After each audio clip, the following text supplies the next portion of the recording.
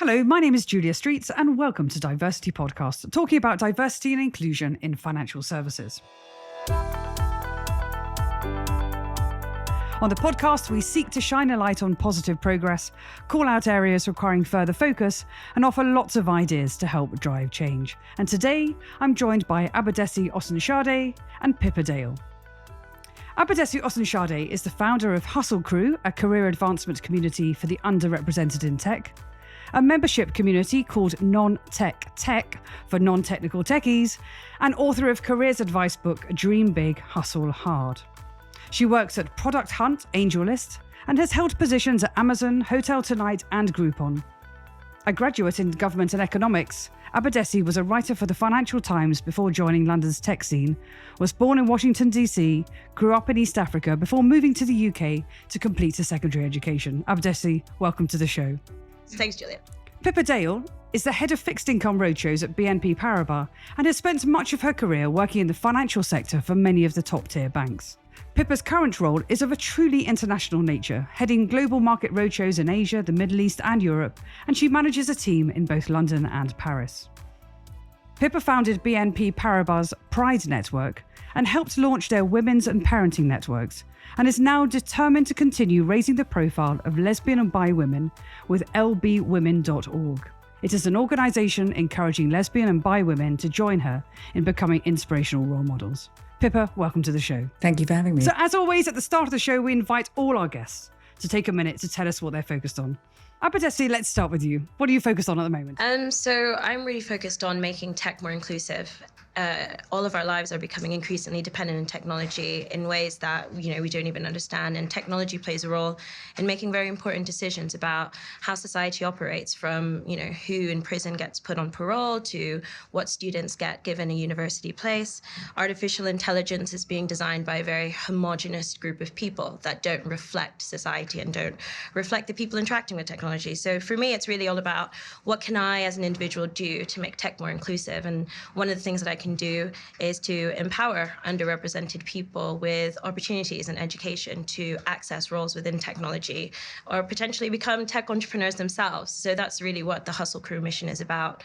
Through talks, training, and mentorship, I work with young women, people of color, and ensure that the things that they should learn at university but don't about navigating the tech world, become a part of their toolkit, I guess. And I also work with organizations who want to attract and retain more diverse talent, but don't. I work with, progressive tech leaders to help them get better at that. And then the idea with NonTechTech was to start a mentorship community. Mentorship is a really powerful way for people to progress within their careers. And what frustrates me about the media's narrative around tech is this obsession with STEM. We need more coders. We need more women engineers. And while that's absolutely true, engineering really is only a small fraction of all the roles available within tech. So what I'm trying to do with NonTechTech is showcase the fact that, tech needs editors, creatives, marketers, customer success people, everyone in between. And we match mentors with students and young professionals to help them get into non-technical roles. Well, so there's a lot in there for sure. But and let me at that moment turn to Pippa. Pippa, what are you particularly focused on with your network? I'm particularly focused and very excited by the network that we started about 18 months ago, LB Women. I come from a world of corporate life where women in general find it difficult to express themselves, find it challenging to get through the career progress structure. So a few years ago, we started to discuss where are the out women in the workplace in general, not even just in finance, but in general. And I think it's very difficult to help a group of people unless they start helping themselves. So we have set up a digital network, really, so we can encourage women to help anybody who identifies amongst the lesbian and bi community to raise each other up, celebrate each other, inspire each other, and then with the going forward idea that once we start helping ourselves and becoming known as a community to be courted, then other people will know how to court us and, maybe bring us more forward into making sure that LB women identify themselves as their orientation as a super positive string to their bow, as maybe less something that they should be private about, but something that they should welcome into the space of diversity as, bringing a wider and more unique view on the world. So that's the objective of LB Women. And I'm hoping, and after doing this for 18 months, it still seems to be the case, that we're doing something that's fairly unique in the fact that we're already going straight for a global view on it. And we're delighted to have recently, in the last few months, launched in New York, and we're hoping to operate in other countries really soon.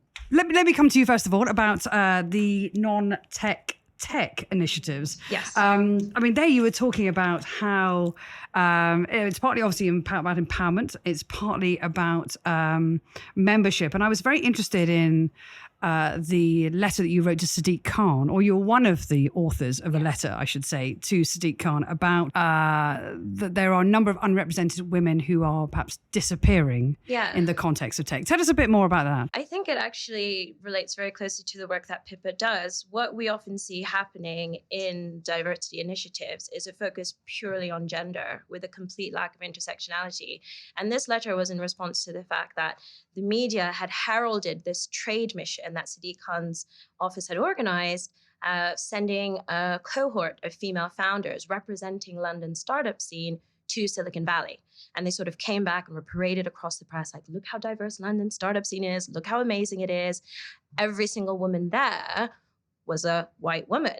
And as a Black woman, a woman of color here in London, participating in the startup scene, I was really, really frustrated and angered to see that, because you might think, if you're not in the scene, that that's really what the scene represents, that those are the only women in the startup scene. And, we talk about the next generation of people entering tech, and, you can't be what you can't see. And if what the media always sends is when there are women participating in tech, they're only white, then that continues to discourage other people from participating in this space. So what we're trying to say is, we are here. Women of color are here doing great things. Why do we continue to be ignored? Why do we continue to be excluded? We should have been a part of that mission. Or there should be other missions that specifically speak to underrepresented groups, LGBTQI women, women of color, disabled women, mothers, the list goes on. I think we really need to just be more aware of the dimensions that womanhood includes. So many initiatives are just far too lazy, and Sadiq Khan should absolutely not be praising his diversity efforts when there weren't any women of color in that group. So that's really what it was about. And you talk about your interaction with corporates as well. Yes. Are they beginning to appreciate that they tend to see the lens, see the world through one lens, or do you feel that organizations are perhaps waking up to the importance of true representation? I think if things were changing the way we wanted them to, we wouldn't have to be at this table. You wouldn't have to do the work that you do, Julia. You wouldn't have to do the work that you do, Pippa. Unfortunately, there's always a disconnect between what we consume in terms of stories that we might read in the press, like, oh, look at these companies hiring more women onto their boards, and what we actually see happening in reality. When you actually look at the data and you look at the numbers and you see what's changing, it's certainly not changing quickly enough. And funnily enough, I've been doing Hustle Crew for about 18 months, at the same amount of time as Pippa's been running her network. And I've only just had, within the last month, the first straight white man booking me in to his tech company to work for him. Prior to that moment, the only other decision makers who found my work valuable enough to invest in were women of color, or gay men, because they are the people who have experienced exclusion and therefore understand the value to be gained by fostering inclusion, helping people become more productive. But if you have the privilege of being, the typical person in the workplace, which is, cisgender, heterosexual, white male, probably a bit posh as well, then you never notice these things. So it was really only people who'd ever noticed being the outsider, or who had faced some kind of discrimination or microaggression, that decided to invest in Hustle Crew. And I think that's very telling of the progress that we've been able to make. And Pippa, let me come to you at this point about the your network, and particularly sort of 18 months, I'm going to say you have great stories and war stories, the two of you, about setting up networks. Exactly. And I also love the fact that you're doing that on a digital platform as well, and sort of taking that out globally. There's a lot of argument for the power of intersectionality between networks. We heard a lot of people talk on the podcast about that, but you have a very clear intention and a very clear constituent group, if you like. What's the reason for that? So the reason behind that is it's not to either exclude ourselves or to stand apart from anyone else. It really comes from historically that I've been in the workplace for a hideous number of years, over 30 years, and I've always noticed that, people have asked, they've wanted to help the lesbian and bi community, but it's very difficult to help a community if they don't offer you something to be helped. It's even if you're just doing career advice on someone, they have to want to have a better career. And it's the same with networking. It's the same with raising each other up, that you really want to be able to offer something structured for someone to help you. What is also useful for LB women in particular, and in fact, there's a gender issue more about women in general, that the face-to-face networking can always seem very time-consuming, can seem very much a scattergun approach. Whereas if you bring networking onto a digital platform, you can be more structured. You can certainly reach an audience which suits your own personal way of wanting to connect, whether that's either by the fintech space or the tech space, or it might be geographical. As soon as you have face-to-face networking, all those opportunities I sense shut down. But on the digital platform, they're wide open. And I think one of the things that I read, and I sort of read with grave concern, is the number of young employees who are out at university and then come into the workplace and go back into the closet. So I think, and to the point you made actually about having, if you can see it, you can be it. The whole the importance of role modeling and mentoring as well. Is mentoring very much kind of part of your model as well? There's two parts of our model which we are super proud of. One is that we have a geographically open mentoring scheme, which we are being very kindly given by an organisation called Workin, which is a uniquely well-placed mentoring scheme. And I'm delighted to say that we're discovering that, and whether this is a good thing or a bad thing, I'm not 100% sure, but it seems like LB women really want to mentor each other. So they're going to go that extra mile with the people that they're mentoring within their own community, which is something that we are really having some amazing success stories with. And secondly is that we have again, I'm really hoping it's unique, but we have started something called the OUTDirectory. We're asking any LB woman of any form to list themselves in a completely and utterly just your name, just your occupation, on a pretty much a blank page, to try and demonstrate that we have numbers within our community. We seem to be so shy and so awkward. And in the last 8 months, I'm delighted to have said that we've got 300 names to sign up. So with the idea of talking about going back to students, if you list yourself on that OUTDirectory and you are at university, what's the point of going back in? It's not a big demand. You're not putting your name on the front page of a newspaper, but you're quietly, confidently, and standing next to a large number of others, proudly saying, this is who I am. That's really interesting in terms of the way that women basically support each other and mentor each other and also want to interconnect. And I was thinking very much, Abadesi, about what you were saying earlier around how, we don't go through our careers in isolation, and how does I'm wondering where the intersection between the two of you lies, because, the empowerment of women almost in a sense. I think it's really interesting the point Pippa made about women within the LB community being very interested in mentoring each other. And what I think there's an opportunity for between, let's say, the Hustle Crew community and NonTechTech and LB women is really talking about what it's like to be a woman in a world dominated by men. What's really interesting now, let's say, versus 10 years ago when I graduated, and I'm sure certainly the case when you started your career, is that we talk about things like patriarchy.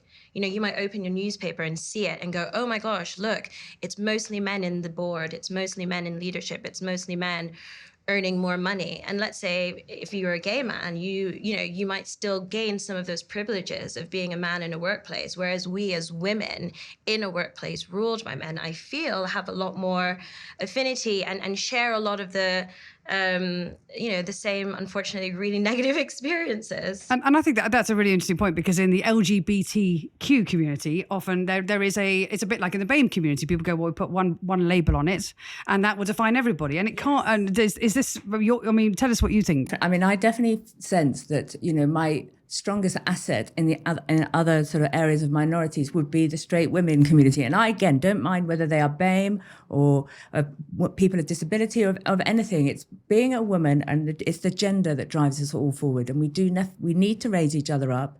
I definitely, from my point of view, as I said, I make a reference to being in the workplace for a long time. And I haven't seen the change that I would have expected as a 21-year-old entering into the workplace, and now as somebody some years later finding myself still asking the same questions. I think women need to come together across all the spectrums and actually be more forceful in their demands. Education, showing the statistics that it's the right thing to do, showing even the business case is not proving enough. We need to maybe be a bit more. I love your letter to Sadiq Khan. I think it's about lobbying. It's about being a lot more aggressive and a lot more demanding. I think if gender pay gap reporting never came into law, it absolutely never would have been done, because it's always the case that people in a position of power will do whatever they can to maintain that power. Like, we just turn to the history books to know that. And if men are paid more than women for the exact same role, it might be in their interest to kind of keep that out of public knowledge so that they can continue to enjoy that privilege. But, once it became law, it's only for companies with over 200 employees. I hope at some point it's for all companies, all employers, because like you said, it's not happening. It's not happening quick enough. And I feel really, really ashamed to tell a young generation of girls now at school that, it's going to be the same experience for them. I want them to have a better opportunity at earning more and learning more than I have had, for sure. And where do you think the accelerating factors will be? What will drive that change faster? I mean, policy is clearly one. Networks and organisational lobbying. I think women coming together via using the digital platforms that are now available. I think the Me Too campaign is obviously just stratospherically made women realise that they actually do have a voice. And it doesn't have to be a voice that does not provide solution. And I sense that the idea of saying, yes, it's great to have gender pay gap discussions, but you're 100% right about the fact that why is it limited to 200? Why do you have to be a medium-sized company? Exactly. That doesn't make any sense to me. I also think that one of the things that probably has to shift almost is like capitalism itself. Like, people are having lots of conversations about this in the press at the moment. Typically, we've just been optimizing for profit. We've just been optimizing for growth. But society is changing very rapidly. The gap between the richest and the poorest and, the most privileged and the most vulnerable is spreading quicker than ever. So maybe we have to start thinking about holding companies accountable to more social values like diversity. What are you doing to make your workplace an environment that feels safe and, equally productive for parents, people of all identities, people of all backgrounds? Previously, we've never really held companies accountable to principles like that. But if we as individuals in communities, speaking to each other on social media, writing about it on the internet, start doing that and start holding more people accountable to that, perhaps that could accelerate change as well. So let's take a moment there to turn to Cynthia and Robert for some research to support the discussion today. Here are some stats about women in tech and the size of the gender pay gap. Only 5% of startups are owned by women.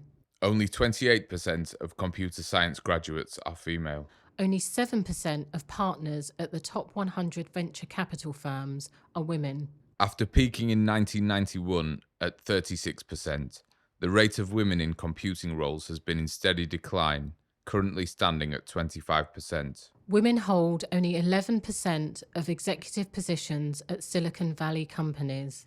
41% of women quit their jobs in the high-tech industry, compared to just 17% of men. On average, women under 25 in the tech industry earn 29% less than their male counterparts. A whopping 63% of the time, women receive lower salary offers than men for the same job at the same company. About 74% of young girls express interest in STEM subjects and computer science. There's clearly a lot of work to be done to improve these figures. The tech industry has put numerous schemes in place, and we look forward to seeing what effect they will have in the future. Thanks, Cynthia and Robert, and links to the research can be found on our website, www.diversitypodcast.com. And don't forget, that's diversity with a C, not with an S.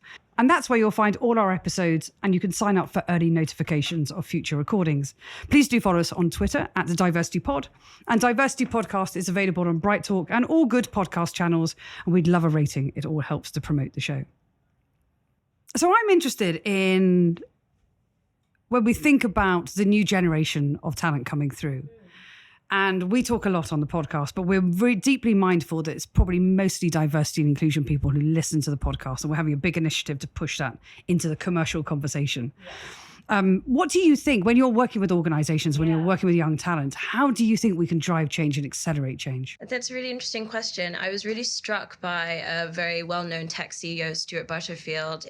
He's the CEO of Slack, which is an internal comms tool, where he said that he didn't want to actually hire any diversity or an inclusion people into his company anymore, because he felt that he should be accountable for that as CEO, as should everyone else within the company. And I thought that that was setting an incredible standard for other leaders within the corporate space to also follow, because to the point you've just made, what you often find is that people who are most affected by the problem will be the ones that want to champion change. So, whether it's women, whether it's people within the gay and queer community, disabled people, they'll be the ones that try to make the office environment more welcoming and more productive for themselves.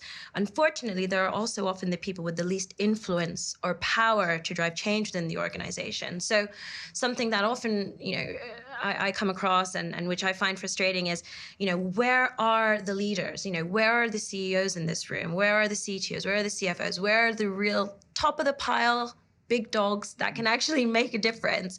And why are they absent, from the conversation, from the initiatives, from the room? I would just like to see that change, because otherwise we just fall into an echo chamber. And I think in a way that's almost why perhaps there hasn't been enough change over the last few years, because people have been appointed to a diversity and inclusion role and then almost left in a silo to then be the sole person in 1,000-person organization accountable for driving change, which is absolutely ridiculous when you think about it. So yeah, I think trying to understand where the power really lies and then making sure that the people with that power and influence are a part of it is the thing that we need to do, which isn't being done. And certainly that works at organisations, you were saying, up to about 1,000 people, etc. But Pippa, I'm thinking about BNP Paribas, not to single out that institution specifically, but this is a huge global organisation. And this is a really nice moment, I think, for BNP Paribas, if we want to be ahead of the game and if we want to be ahead of the curve, is that I have been party to seeing some senior level meeting notes with our, top rated clients. So it's a large organisation talking to large organisations, and we are being asked for gender stats. We are being asked by our client base, how is BNP Paribas looking after the minorities of their communities within their massive, great big office spaces? And that will drive change. Middle management will not be able to answer the question. If they cannot answer the question with positive numbers, they will start losing these accounts, and they cannot afford to do that. So right at this very precise moment, I really do see a very profound, very early moment of change where we are being questioned about gender. I've seen 2 meeting notes where we've been questioned on our gender balance within the organisation. And, if we can't give the right numbers back, we will suffer.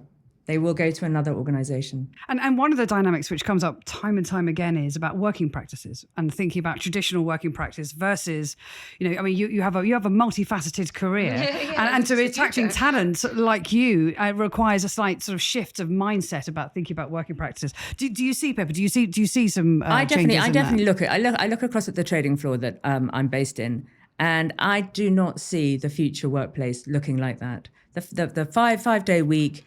If we are going to want to champion the talent that is out there, if we want to have the talent within our organisation, we are going to have to move the way that we work to be able to accommodate this new way of thinking. People want to work portfolio-wise. I think they will look back on the 5-day working week, and especially the hours that are put in the financial industry. And I think they will just think, what were you doing for all of those hours of the day? I think the new working practice of fluid in work, fluid in not only in your colleagues, but actually fluid in how you work, is definitely something that maybe diversity can encourage. I think it will be the talent that wins the day. Yeah, I feel like they go together, because if you think of the corporate world as we know it, it's hundreds of years old, and it was started by men, mostly straight men, and they got to decide what time we begin our day. They got to decide what we wear. They got to decide what time the day ends. And as time's gone on, and civil rights movements have happened, other types of identities have slowly crept in, but we've crept in and just followed in single file and tried to conform. And now suddenly we're reaching this point where it's like, actually, I don't want to wear a 3-piece suit, and I've got kids, or I want to live out in the country, or whatever. I don't want to go in a rush hour. I mean, the working week has created a rush hour. There's a single person in the planet who likes the rush hour. Exactly. So I definitely think that the two are so closely tied: inclusion and flexible working. Absolutely. And this is all really good on paper, which I love, and I love the energy of the conversation. But it does come down to that middle management layer you were talking about there. And I'm interested in your directory. Do we want to call it a directory? It feels a little one-dimensional, because actually it's a community. It started off as being a one-dimensional. I actually had the idea because we were approached by so many people who were going back into the closet when they went into the workplace. They start enroll. They say they're going to come out next week, but then next week becomes 2 years. Then they feel they've been lying to their colleagues. How do I out myself? I want to out myself at work. We started putting names on a Post-it note, a digital Post-it note. And after a while, a few of my fellow ambassadors, we call ourselves, for running the LBW network, said, Pippa, you're not using this properly. So we brought the OUTDirectory alive by making it a LinkedIn connection. Very simple. And what we have discovered, and it came about very sort of organically, is that every name that is listed on the OUTDirectory, and we have CEOs of major corporations, and we have young people who are working in tiny schools outside of London, and they are all on this directory. They're the same typeface, they're the same font. It's the one moment that an LB woman can stand next to anyone who identifies with their community, and there is no hierarchy whatsoever. And for some reason, I think women love that concept. And just to add, so I'm a gay woman in the city who spent 25 years mostly not wanting to talk about what I did at the weekend. I would add my name with pleasure to that directory. You're very kind. And I really support everything that you're doing there. I'm keen in reasons to be optimistic as we end the show. I think that's an amazing initiative and an amazing space to do that, which will ultimately drive the change around not only working practices, but also recognition and role modeling around middle management and senior management layers as well. And what are you particularly optimistic as you think ahead, you look ahead at your career, you're kind of we're exhausted. We are certainly of an age. I'm just really fascinated. What are you excited about? I think that what I'm most excited about is how the status quo is changing and the opportunities that creates for people from all types of backgrounds to get involved in innovation and the creation of technology and the creation of products and services. I think, the world's all right, but it could be so much better. And now that people from all backgrounds have an opportunity to participate in the process of building and creating, it's just going to be an even better place to live. And with stuff like, the OUTDirectory, it just means that no matter who you are, what you feel like, you don't have to be ashamed of who you are. And I certainly know, as myself, being a woman of color growing up, I never really saw people like me doing the types of things that I wanted to do. And it's only now that I'm connected to other incredible women like Pippa and you, Julia, through technology, that I feel possibilities are endless. And if more and more of us continue to do that work, then more and more people will also feel that way. So that's what I'm optimistic about. Wonderful. It's been a fantastic discussion. I just want to take the moment to thank you both. I know you're both exceptionally busy, so I really appreciate it. Thank you for joining the show. Thank you. Thanks.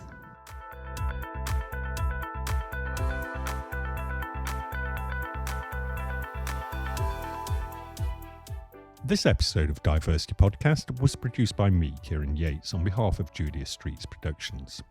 Thanks to Cynthia Akinsanya and Roet Pinto Fernandez for their insights. You can find out more about the guests on this week's show on our website, DiverCityPodcast.com, and that's diversity with a C, not an S.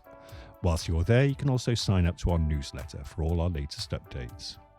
To be sure of catching all our future podcasts, subscribe to our feed in iTunes or your favourite podcast app.